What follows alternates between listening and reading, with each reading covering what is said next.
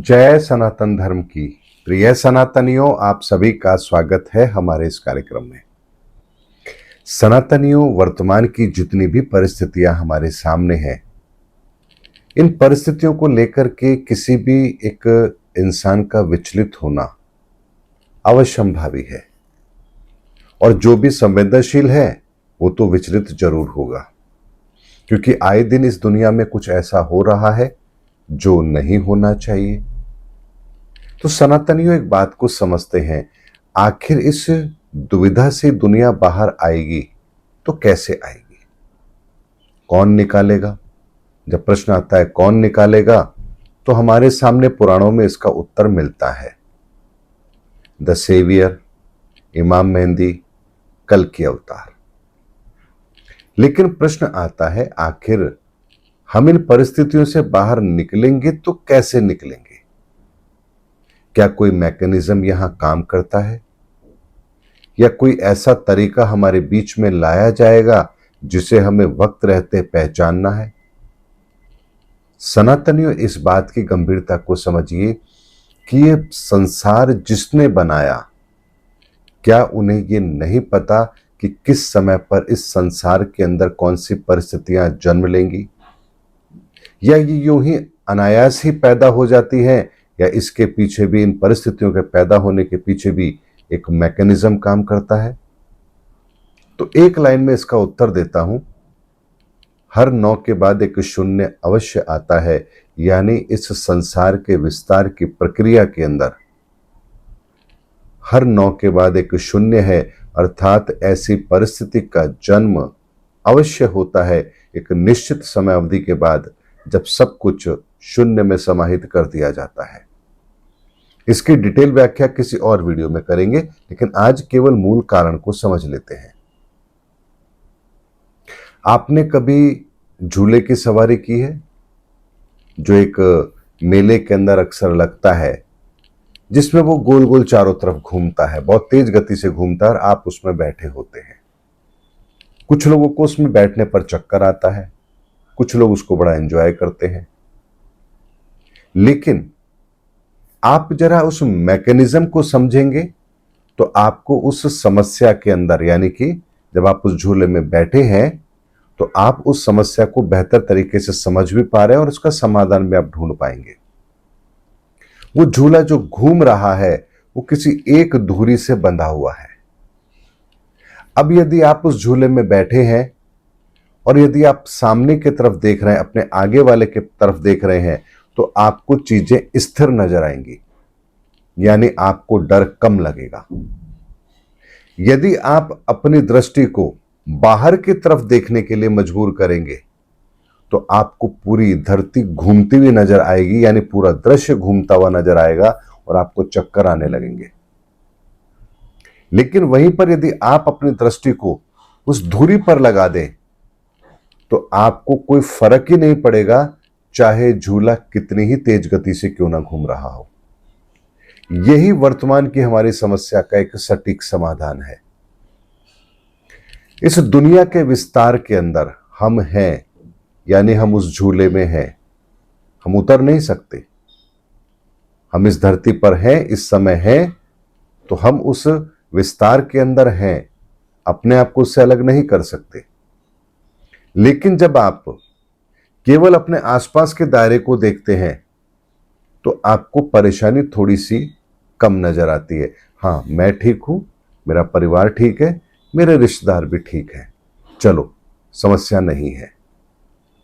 लेकिन जब आप अपने परिवार, अपने समाज से बाहर देखना शुरू करते हैं तो आपको पूरी दुनिया के अंदर एक उथल फुथल नजर आती है। आपको लगेगा कि दुनिया में हो क्या रहा है। कभी वहां बम फट रहे हैं, कभी वहां कुछ हो रहा है, कभी कहीं भूकंप आ रहा है, कहीं बाढ़ आ रही है, और ये सारी की सारी परिस्थितियां जो बन रही हैं ये तो ठीक नहीं है। तो आप ऐसे में इन परिस्थितियों को लेकर के विचलित भी जरूर होते हैं। तो क्या इन परिस्थितियों को नजरअंदाज कर देना ये समाधान है? ये भी समाधान नहीं है, क्योंकि परिस्थितियां जो दिख रही हैं बदलती हुई, ये भी सत्य है। ऐसे में यदि हम इस बात की गंभीरता को समझें कि धरती जिसने बनाई, ये ब्रह्मांड जिसने बनाया, उसने इस निर्माण के साथ में कोई ना कोई मैकेनिज्म तो ऐसा जरूर बनाया होगा जो इन सबको कंट्रोल करता है। और जानते हैं, हम अपनी साधारण भाषा में उन्हें जिस नाम से संबोधित करते हैं वो है ईश्वर। यानी ईश्वर है तो ये संसार अस्तित्व में आया। अगर ये संसार अस्तित्व में आया है, अगर ये विस्तार ले रहा है, तो इसका मतलब है कि इसके पीछे कोई ना कोई मैकेनिज्म काम जरूर कर रहा है। अगर कोई मैकेनिज्म काम कर रहा है तो हमें अपनी समस्या का समाधान फिर कहां देखना चाहिए? हमें अपनी समस्या का समाधान केवल और केवल उस धुरी की तरह, जैसे उस झूले की एक धुरी है, हमें भी अपनी निगाहें वहीं रखनी चाहिए। यानी ईश्वर के प्रति आपकी निगाहें हैं, आपका दृष्टिकोण ईश्वर के प्रति सकारात्मक है, तो फिर यकीन मानिए आपको ये परिस्थितियां तनिक भी विचलित नहीं करेंगी। क्यों नहीं करेंगी? क्योंकि आप ये जानते हैं कि ये झूला चाहे जितनी तेज गति से क्यों ना घूम रहा हो, लेकिन इस पूरे झूले का कंट्रोल जिस धुरी से है वो धुरी स्थिर है। इसी तरह से इस दुनिया के अंदर जितनी भी उथल फुथल हो रही है, ये सब कुछ उस ईश्वर की मर्जी से हो रही है, एक नियम के तहत हो रही है। और जो चीज नियम के तहत होती है उसके परिणाम भी पहले से निश्चित होते हैं। और इसीलिए आज के 500 साल पहले ही आज के वर्तमान समय की रूपरेखा को संत अच्युतानंद दास जी ने अपने भविष्यमालिका ग्रंथ में लिखा। तो वहीं फ्रांस के अंदर नास्ट्रेडमस जैसा एक चरित्र भी था जिन्होंने भी आने वाले समय के भविष्य का उल्लेख इतने स्पष्ट तौर पर किया। इसीलिए सनातनियों, इस बात की गंभीरता को समझिए कि इस धरती पर जो कुछ भी हो रहा है एक नियम के तहत हो रहा है। ऐसे में यदि आप उस नियम को समझ रहे हैं और उस नियम के अनुसार अपने आप को व्यवस्थित कर रहे हैं तो यहां पर आप सुरक्षित हैं।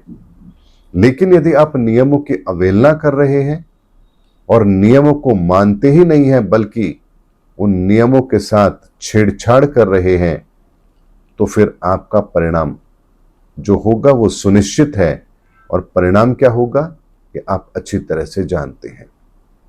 इसीलिए सनातनियों, इस धरती पर हम जीवों को जब देखते हैं, मनुष्य को देखते हैं, तो यहां हम दो वर्गीकरण करते हैं। वो दो वर्गीकरण क्या है?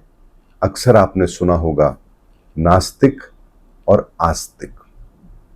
जब बात आती है नास्तिक की और आस्तिक की, तो हम लोग समझते हैं कि नास्तिक वो जो भगवान को नहीं मानता।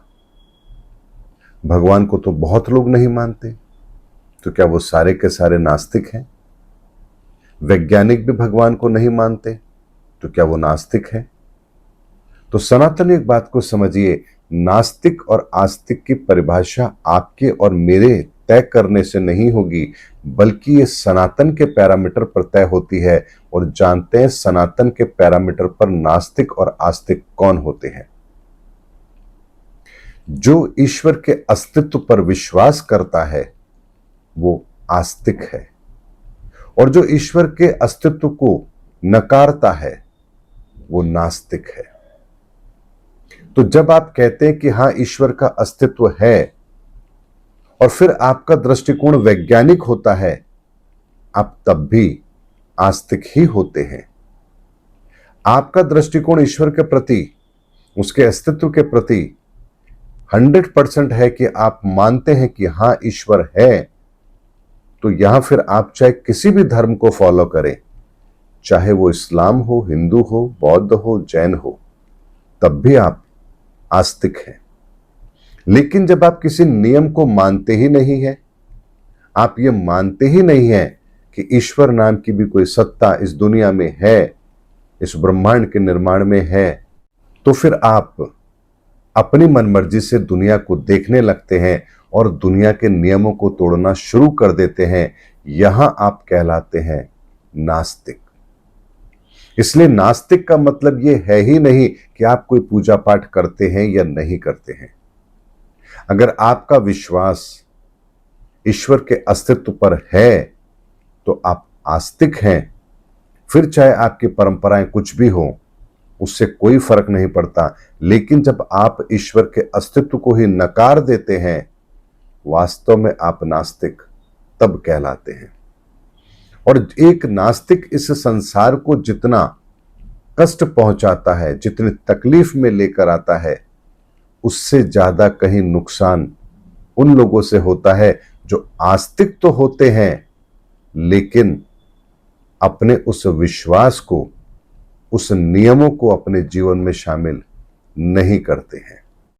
इसीलिए सनातनियों, इस वर्तमान समय के अंदर हमें भी एक चीज तो समझनी पड़ेगी कि आस्तिक होने का मतलब ये बिल्कुल भी नहीं है कि हम किसी रीति रिवाज को, किसी नियम को फॉलो कर रहे हैं तो हम आस्तिक हैं। बल्कि आस्तिक का मतलब ही ये है कि आपका ईश्वर पर, उसके अस्तित्व पर विश्वास है या नहीं।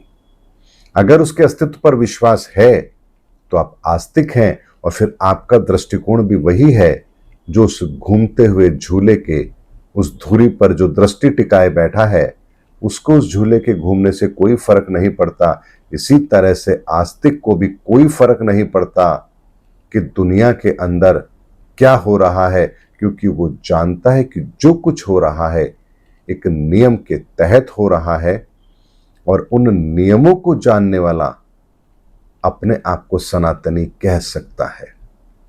इसीलिए सनातन इस ब्रह्मांड का नियम है, और उन नियमों को जानने वाला सनातनी है।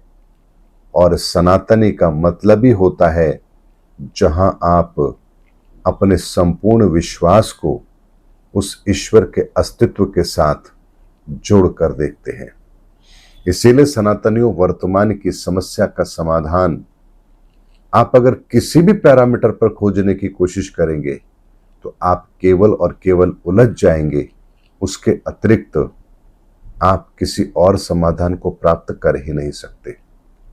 इसीलिए समाधान के लिए हमें अपने दृष्टिकोण को आस्तिक बनाना होगा, और आस्तिक का एक ही मतलब होता है ईश्वर के अस्तित्व पर विश्वास।